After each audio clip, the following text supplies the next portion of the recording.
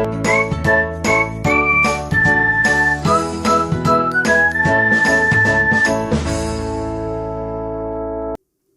दोस्तों, मैं Laxmikant Yadav infinity classes के इस यूट्यूब चैनल में आप सभी का स्वागत करता हूं।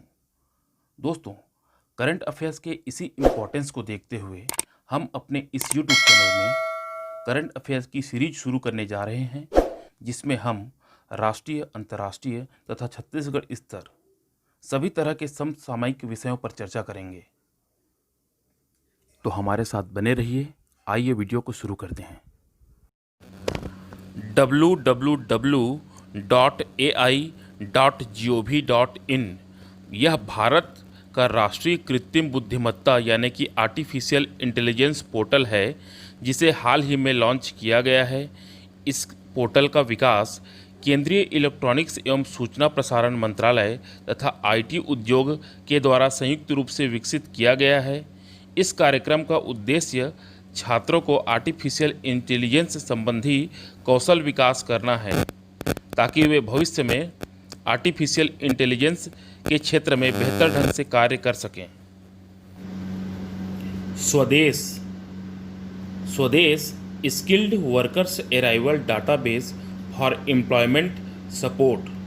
यह कार्यक्रम भारत सरकार के द्वारा लॉन्च किया गया कार्यक्रम है। कोविड-19 के कारण विश्व के विभिन्न देशों से वापस लौटने वाले कुशल कर्मचारियों के सर्वश्रेष्ठ उपयोग हेतु भारत सरकार ने इन नागरिकों का कौशल मानचित्रण करने के लिए एक नई पहल स्वदेश शुरू किया है। इसका उद्देश्य भारत एवं विदेशी कंपनियों की मांग को समझने और उसे पूरा करने के लिए उनके कौशल एवं अनुभव के आधार पर योग्य नागरिकों का एक डेटाबेस बनाना है। हाल ही में केंद्र सरकार के द्वारा विपणन वर्ष 2020-21 के लिए खरीफ की फसलों के लिए न्यूनतम समर्थन मूल्य यानी कि एमएसपी में वृद्धि को मंजूरी प्रदान किया गया। केंद्र सरकार ने 1 जून 2020 को 17 फसलों के लिए न्यूनतम समर्थन मूल्य की घोषणा किया है। इसमें प्रमुख फसलों में देखें तो धान का एमएसपी सामान्य धान के लिए 1868 रुपये तथा धान ग्रेड ए के लिए 1888 रुपये किया गया है। देखते हैं कि न्यूनतम समर्थन मूल्य क्या होता है। न्यूनतम समर्थन मूल्य वह न्यूनतम मूल्य होता है जिस पर सरकार किसानों के द्वारा उत्पादित किए गए फसल को खरीदता है। यह जो न्यूनतम समर्थन मूल्य है, कृषि मूल्य में किसी भी प्रकार की तीव्र गिरावट के खिलाफ कृषि उत्पादकों को सुरक्षा प्रदान करने हेतु भारत सरकार द्वारा अपनाई जाने वाली बाजार हस्तक्षेप की प्रणाली है। कृषि लागत और मूल्य आयोग की सिफारिशों के आधार पर कुछ फसलों की बुआई के मौसम की शुरुआत में भारत सरकार द्वारा न्यूनतम समर्थन मूल्य की घोषणा किया जाता है। यह किसानों को अधिक उत्पादन के कारण मूल्य में होने वाली गिरावट से रक्षा करता है। भारतीय खाद्य सुरक्षा और मानक प्राधिकरण यानी कि FSSAI food safety and standards authority of India के द्वारा राज्य खाद्य सुरक्षा सूचकांक 2019-20 जारी किया गया। इस सूचकांक को 7 जून 2020 को यानी कि विश्व खाद्य सुरक्षा दिवस के अवसर पर जारी किया गया था। वर्ष 2019-20 के खाद्य सुरक्षा सूचकांक में देश के बड़े राज्यों में शीर्ष पर रहे गुजरात, तमिलनाडु और महाराष्ट्र। अगला चर्चित घटनाक्रम देखते हैं, ऑपरेशन डेजर्ट चेज। इस ऑपरेशन के तहत राजस्थान पुलिस ने मिलिट्री इंटेलिजेंस के इनपुट के आधार पर जयपुर में 2 रक्षा कर्मचारियों को गिरफ्तार किया, जो कि पाकिस्तान की जासूसी एजेंसी ISI को संवेदनशील जानकारी दे रहे थे। Operation Desert Chase. अगला चर्चित घटनाक्रम रहा, केंद्रीय मानव संसाधन विकास मंत्रालय द्वारा देश भर के उच्च शिक्षण संस्थानों की रैंकिंग जारी किया गया, जिसमें ओवरऑल उच्च शिक्षण संस्थानों की सूची में IIT मद्रास शीर्ष पर रहा, जबकि विश्वविद्यालय की श्रेणी में Indian institute of sciences Bengaluru शीर्ष पर रहा। कॉलेजों की श्रेणी में नई दिल्ली का मिरांडा हाउस शीर्ष पर रहा।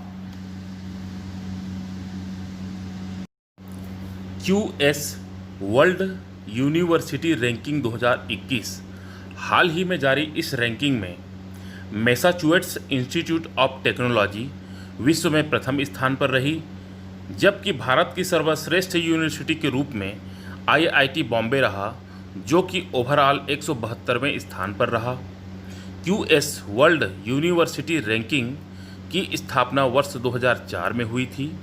QS वर्ल्ड यूनिवर्सिटी रैंकिंग वैश्विक स्तर पर प्रतिवर्ष विश्वविद्यालयों को रैंकिंग प्रदान करता है। अगला चर्चित घटनाक्रम देखते हैं। महाराष्ट्र के ठाणे के इंजीनियर प्रतीक तिरोड़कर के द्वारा बनाया गया रोबोट कोरोबोट। यह रोबोट कोविड-19 के रोगियों का इलाज करने वाले अस्पतालों की ज़रूरतों को पूरा करने के लिए पहला इंटरनेट नियंत्रित रोबोट है।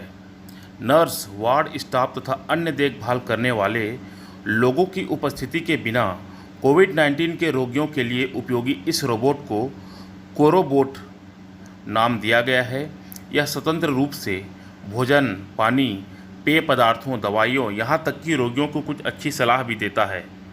वर्तमान में पहला कोरोबोट या कि कोरोबॉट कल्याण मुंबई के हॉली क्रॉस हॉस्पिटल में सफलतापूर्वक स्थापित किया गया है। हाल ही में जारी पर्यावरण दक्षता इंडेक्स में भारत को 168वां स्थान मिला है, जबकि प्रथम स्थान पर रहा डेनमार्क। अगला चर्चित घटनाक्रम रहा तुरंत कस्टम्स।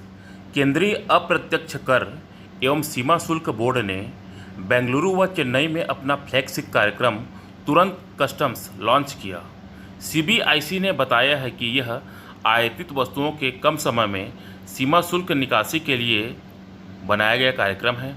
इस कार्यक्रम के तहत आयातकों के द्वारा आयात किए गए सामान का क्लियरेंस फेसलेस, कॉन्टैक्टलेस एवं पेपरलेस होगा। गौरतलब है कि केंद्रीय अप्रत्यक्ष कर एवं सीमा शुल्क बोर्ड केंद्रीय वित्त मंत्रालय के अंतर्गत राजस्व विभाग का एक सहायक बोर्ड है। अगला चर्चित घटनाक्रम देखते हैं कि 46वें क्रम का G7 शिखर सम्मेलन, जिसका आयोजन अमेरिका में होना था, वह रद्द हो गया।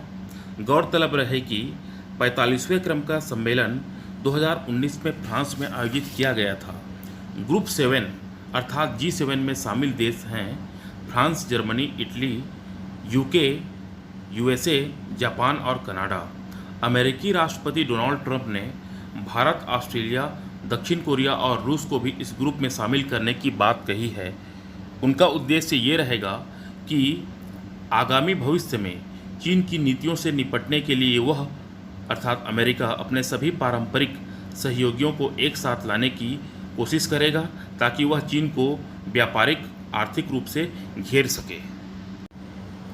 रेमन मैग्सेसे पुरस्कार हाल ही में चर्चित इसलिए रहा क्योंकि 2020 का रेमन मैग्सेसे पुरस्कार को रद्द कर दिया गया। रेमन मैग्सेसे पुरस्कार, जिसे एशिया का नोबेल पुरस्कार भी कहा जाता है, इसको रद्द करने का कारण है कोविड-19 वाली महामारी। यह तीसरी बार हुआ है कि जब रेमन मैग्सेसे पुरस्कार को रद्द कर दिया गया है। पहला वर्ष 1970 में आर्थिक संकट के दौर में, दूसरा 1990 में फिलीपींस में आए भयानक भूकंप के कारण, तीसरा 2020 में कोविड-19 महामारी के कारण। गौरतलब है कि वर्ष 2019 में भारतीय पत्रकार रवीश कुमार को रेमन मैग्सेसे पुरस्कार से सम्मानित किया गया था। रेमन मैग्सेसे पुरस्कार जिसे फिलीपींस के द्वारा दिया जाता है। अगला चर्चित घटनाक्रम रहा रिचर्ड डॉकिंस अवार्ड, जो कि अमेरिका के द्वारा दिया जाता है। 2020 के लिए यह अवार्ड जावेद अख्तर, भारत के गीतकार और लेखक को दिया जाएगा। रिचर्ड डॉकिंस अवार्ड पाने वाले जावेद अख्तर भारत के पहले नागरिक हैं, अर्थात प्रथम भारतीय हैं जिन्हें यह सम्मान मिलेगा। यह पुरस्कार विज्ञान, शोध, शिक्षा तथा मनोरंजन के क्षेत्र में से एक प्रतिष्ठित व्यक्ति को दिया जाता है जिसने सार्वजनिक रूप से तर्कसंगत होकर धर्मनिरपेक्षता के प्रति कार्य किया है। हाल ही में चर्चित कुछ व्यक्तियों को देखते हैं। अश्विनी भाटिया, इनको भारतीय स्टेट बैंक के नए प्रबंध निदेशक के रूप में नियुक्ति दिया गया। मधु माधवी बिहार की हैं, जेम्स वाट पुरस्कार के लिए चयन हुआ है। बासु चटर्जी फिल्मकार, हाल ही में निधन हुआ। हाल ही में चर्चित व्यक्तियों को देखते हैं। वेद मारवाह, मणिपुर, मिजोरम और झारखंड के पूर्व राज्यपाल, जिनका हाल ही में निधन हुआ। मार्कोस ट्राइजो, इनको न्यू डेवलपमेंट बैंक का नए अध्यक्ष के रूप में नियुक्ति दिया गया। हाल ही में चर्चित रहीं कैथी सुलिवान, अमेरिका की अंतरिक्ष यात्री और समुद्र वैज्ञानिक हैं, जिन्होंने मेरियाना गर्त के सबसे निचले सतह यानी कि चैलेंजर गर्त पर जाने वाली पहली महिला बन गई हैं। हाल ही में चर्चा में रहा सुमेरु पैक्स।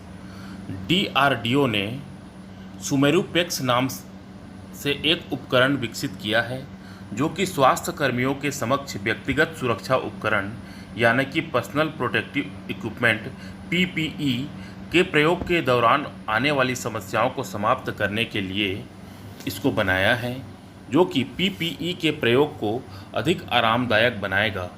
यह एक वायु संचालन प्रणाली है जो छोटे से बैग में रहेगी, जिसे PPE किट के अंदर आसानी से फिट किया जा सकता है। हाल ही में चर्चित फास्ट चीन का टेलीस्कोप है। थर्ड मिसाइल प्रणाली का संबंध अमेरिका से है। रेमडेसिविर, यह हाल ही में कोरोना के लिए चर्चित दवा रही। यह दवा मूलतः इबोला वायरस के लिए बनाया गया था। अग्निप्रस्थ INS कलिंग में बनने वाले मिसाइल पार्क का नाम है। हाल ही में विज्ञान और तकनीकी से संबंधित कुछ और तथ्य। LYCoV555 कोरोना मरीजों के एंटीबॉडी से बनी दवा। इस दवा को अमेरिका इंसानों पर ट्रायल करेगा। अगला चर्चित रहा सॉडर ऐप, जो कि गूगल का ऐप है। इसका उद्देश्य सामाजिक दूरी बनाए रखने के लिए बनाया गया ऐप है। CTAP विश्व स्वास्थ्य संगठन यानी कि WHO का एक ऐप है। यह ऐप जीवन रक्षक तकनीक वाले सामानों की पहुंच के लिए लॉन्च किया गया है, अर्थात उसमें मदद करेगा। हाल ही में चर्चित कुछ तूफान। निसर्ग तूफान अरब सागर में आया, इससे प्रभावित रहे गुजरात और महाराष्ट्र। क्रिस्टोबाल तूफान अमेरिका और मैक्सिको प्रभावित रहे इससे। अमांडा तूफान पूर्वी प्रशांत महासागर में आया।